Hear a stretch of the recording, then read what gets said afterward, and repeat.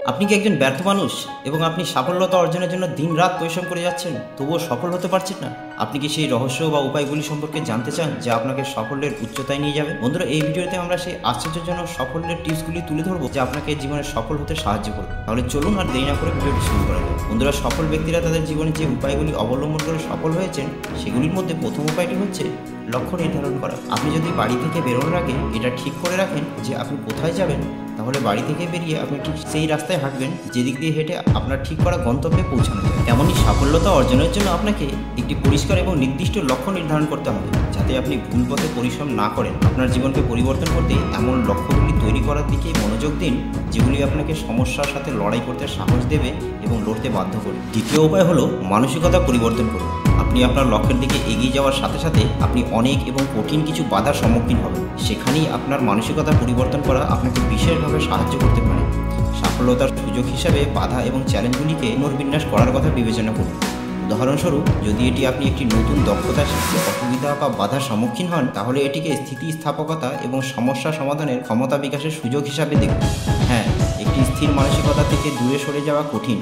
যাই হোক, নিরন্তর এবং ক্রমাগত নিজেকে ধাক্কা দিয়ে আপনি একটি উন্নত মানসিকতা গড়ে তুলতে পারেন। তৃতীয় উপায় হলো নিজের ক্ষমতাকে বিশ্বাস করুন। সাফল্যের জন্য প্রয়োজন ব্যক্তিগত উদ্বেগ এবং আত্মবিশ্বাসের গভীর অনুভূতি।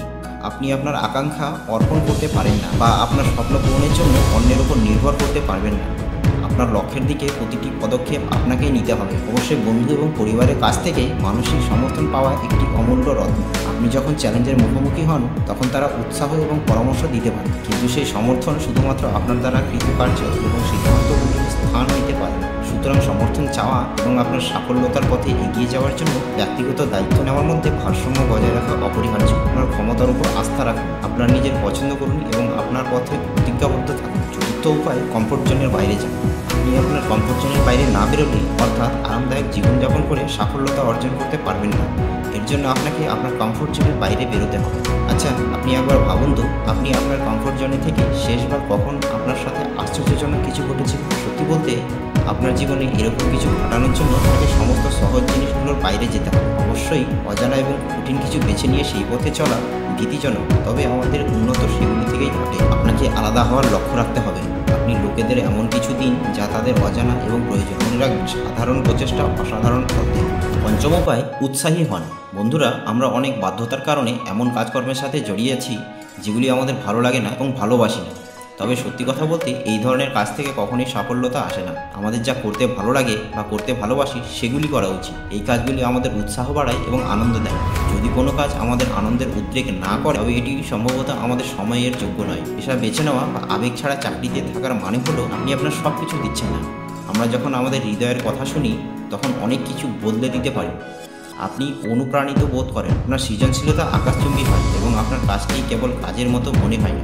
এই পথটি প্রায়শই আর্থিক সাফল্য এবং ব্যক্তিগত পূর্ণতা উভয়ের দিকেই নিয়ে যায়। ষষ্ঠ উপায়, ব্যবস্থা অর্থাৎ অ্যাকশন নিন। আমাদের সাথে আশ্চর্য কিছু ঘটবে এটার অপেক্ষা করে সাফল্য অর্জন করা যায় না।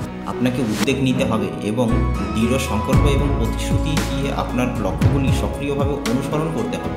এলন মাস্ক বা বিল গেটসের মতো সফল ব্যক্তিদের উদাহরণ নিন। তারা কেবল তাদের কাছে আসার সুযোগের জন্য অপেক্ষা করে তাদের সাফল্যের স্তরে পৌঁছায়নি। পরিবর্তে তারা পদক্ষেপ নিয়েছিল এবং তাদের দৃষ্টিভঙ্গি বাস্তবে পরিণত করার জন্য অক্লান্ত পরিশ্রম করেছিল। আপনি যদি আপনার নিজের সাফল্যের স্তরে পৌঁছানোর আকাঙ্ক্ষা করেন, তবে তাদের নেতৃত্ব অনুসরণ করুন এবং আপনার স্বপ্নগুলি বাস্তবায়নের দিকে সক্রিয় পদক্ষেপ নিন।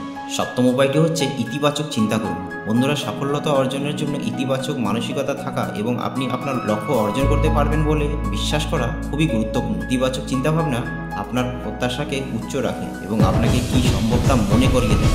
চ্যালেঞ্জ আসতে পারে, কিন্তু মনে রাখবেন সেগুলি অস্থায়ী এবং বিশ্বাস রাখুন যে আপনি সফল হতে পারেন। যদি নেতিবাচক চিন্তা আসে, তাদের ইতিবাচক চিন্তা দিয়ে প্রতিস্থাপন করুন। উদাহরণস্বরূপ, আপনি যদি মনে করেন আমি কখনই এই কাজটি পারবো না, তাহলে ভাবুন সঠিক পরিস্থিতি আসতে চলেছে।